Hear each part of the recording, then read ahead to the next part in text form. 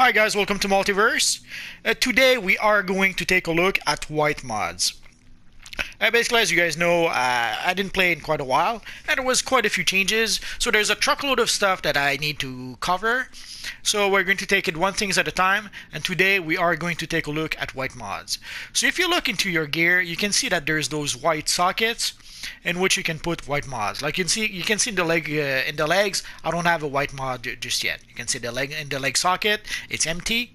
So we're going to put some white mods in the empty sockets, and we're going to also we're going to change all our white mods anyway. But I'm going to show you all the steps in case you're new in DC Universe Online and don't quite understand how the mods work. So basically, those white mods will give bonuses to your character. In this case, this is the regenerating shielding mods. Whenever my character casts a shield, he heals himself a little bit. Here we have the deadly block. If I block, I do a bit of damage to the character that I block. So how can you get those white mods? There's a few steps you're going to have to do. The first thing is that you have to activate your generator here. So you can see the generator right now. My generator is at 0%. You have to make sure that your cells are full in order to be able to use the white mod, or what is known as the tactical mods. Now you can see the tactical mods at the bottom, but sadly right now I cannot activate the boost because my generator is at 0%. So the first step is, let's pay for the generators. So basically all it costs is money in order to be able to activate each cell. So once the cells are active, you can see right now the tactical mods 1 is lit up, the tactical mods 2 is lit up, and there's the boost also. The boost, you have to pay 7 marks of victory every 60 days. So we're going to do that. So it's been a while since I paid, obviously, for those. So we're going to pay 7 marks of victory. The answer is yes.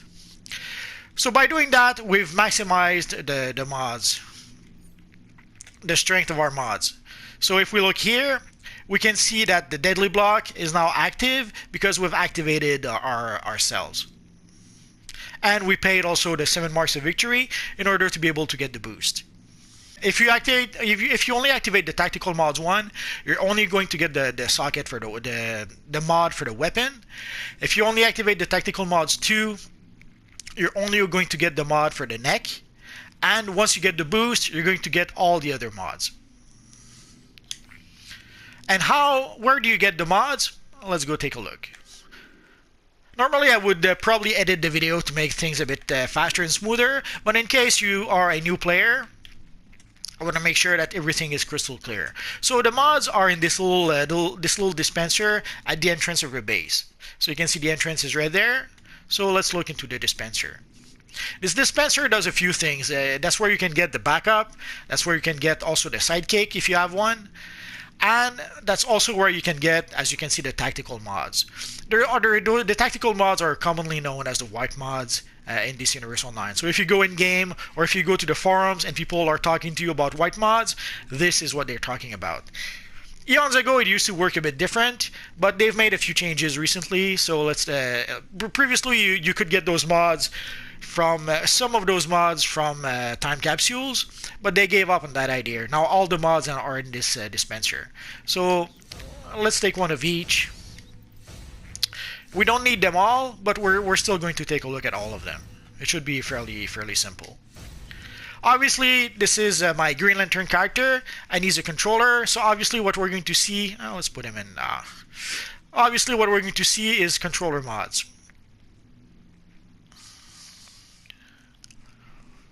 At least in the case of a few mods. So let's start with the weapon mod. So you can see there's various mods that you can choose from. There's the Absorption Adapter. This one will once in a while create a shield that will protect your character. There's a Blast Adapter that will allow you to make more to do more damage. Replenishing Adapter will replenish your power a little bit once every 20 seconds. When you do a weapon attack, and when the Restorative Adapter, when you do weapon attack, you will heal yourself a little bit. This being a controller, I will go with the Replenishing Adapter, although I would be tempted to go for the Blast Adapter as well. Sometimes I'll use the Replenishing Adapter, sometimes the Blast Adapter. It depends, it's a case-by-case scenario. So let's use the Replenishing Adapter. So as you can see the mod here, replenishing adapter 5. So let's bring it all the way to our weapon. So you can see there's no mod in our weapon. We say yes. So now we have the replenishing adapter 5 into our weapon. So we're going to do that for all of them. So the tactical mod for the helmet. So for the helmet, we have a few choices. Obviously, since this is a Green Lantern character, they're showing us mods that have to do with Green Lantern powers, or mods that any character could actually use. We have the Energized Chompers, Metabolic Boost, Vacuum Bubble, Supercharged Strafing Run, Speed Drain, Restore, Pheromone Bloom, Perfect Poise, Group Shielding. Let's go for the Group Shielding. So you have various options depending on the mod. Some mods have more options than others. Because in the past they tried to add a whole bunch of mods to time capsules, but they ended up putting those mods here after all. So again, these are the neck mods. Usually I would take something like Fortified Blocking, or for a controller I would go Replenishing Prog 5. But it depends on the role of your character, and it also depends on what you prefer. So we put the mod here. There we go. So for the chest it's a bit tricky. There's a few good ones. Core strength, 2 extra % damage, an additional 2% damage. That would be good if you're a DPS. Actually, that would be good for a lot of people. This one gives you blue bubbles that restore power. This one, using a supercharge, restores 5% of your max supercharge. Hearty gives you 5% extra health. Penetrating Strike ignores 2% of defense and toughness. It's always a bit iffy. Some people often hesitate between Core Strength and Penetrating Strikes. Sometimes Core Strength was better. Sometimes Penetrating Strike was better. I have to admit, I haven't looked in a while at how those mods work. Usually, some people much smarter than I do the math, and they decide which is better. There's power efficiency, which your superpower use 5% less powers. Quick healing, you get 2% bonus to healing received. Reserve tank, you get 5% and increase your mana pool by 5%. Or your power pool, I should say. I'll try the power efficiency. Not sure if it's better to take power efficiency or the bigger power pool. Well, I'm gonna have to test it out. So for the back it's always a bit tricky.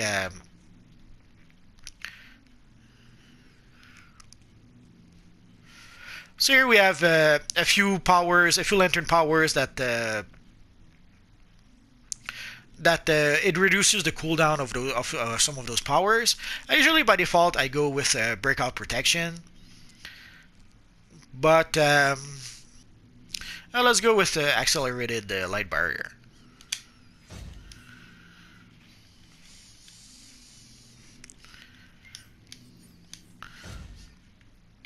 So basically we're going to be able to cast Light Barrier a little more often.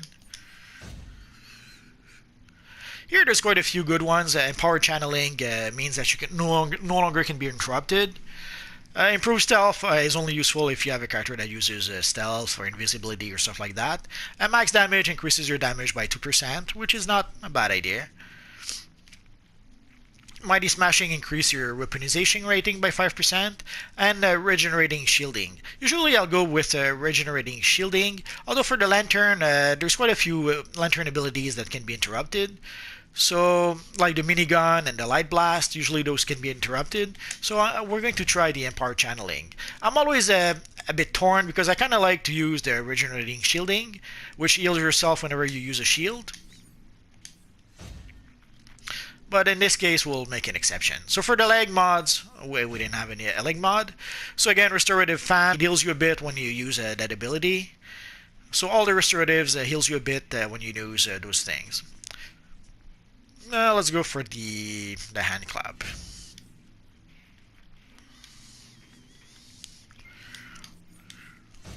So basically they tried to have those mods in time capsules, but I guess people didn't think it was really worth it. For here, I'm always a bit...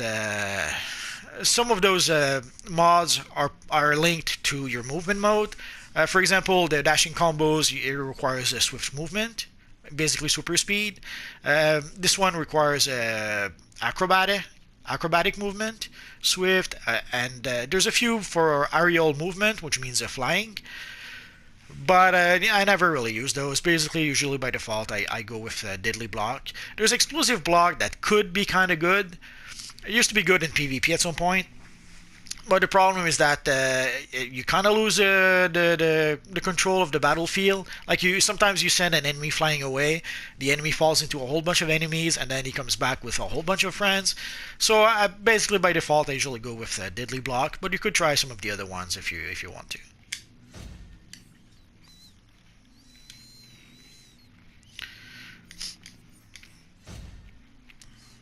So we pretty much went through all our pieces of gear that could support a mod, and we've added a mod to it. So that's pretty much it for the white mods. So basically you have to activate your generator, you have to then purchase the boost using, you have to purchase the tactical mods using Marks of Victory, you have to purchase the boost using Marks of Victory as well, and then you have to go to the dispenser to get the mods that you want. And depending on your role, you may want to take different mods. I might make videos in the future about which mod are good for which role. We'll see. Well, I'll probably make a video at some point with a controller, a video then with a healer, and then a video with a tank, and I'll try to show which mods I think are a good idea to use for each role. Basically, eons ago, we only had mods in the dispenser, and we didn't have mods in all the pieces that we have now. Then as time went by, they added new mods, they added mods to the leg piece, and they added new mods also for the back piece and the neck piece, and probably other places I failed to mention. And they had those mods in time capsules. Basically, they tried to monetize those mods a bit. It didn't really work. A lot of those mods were not worth it.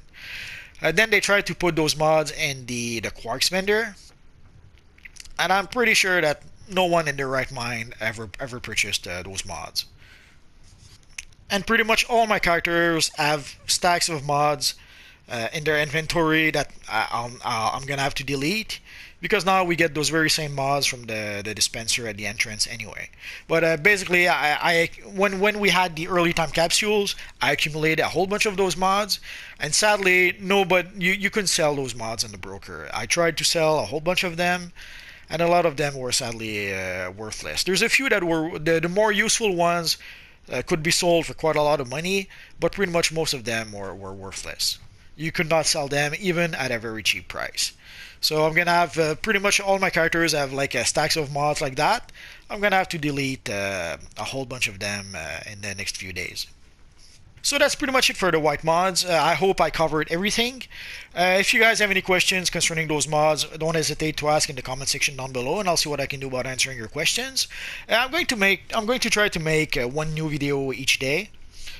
Some days I might make a few more. As I mentioned, there's quite a few things to cover. There's the new augments that have been added to the game. There's a whole bunch of changes that have been made to the game. So I'm going to try to cover as much stuff as possible as quickly as I can.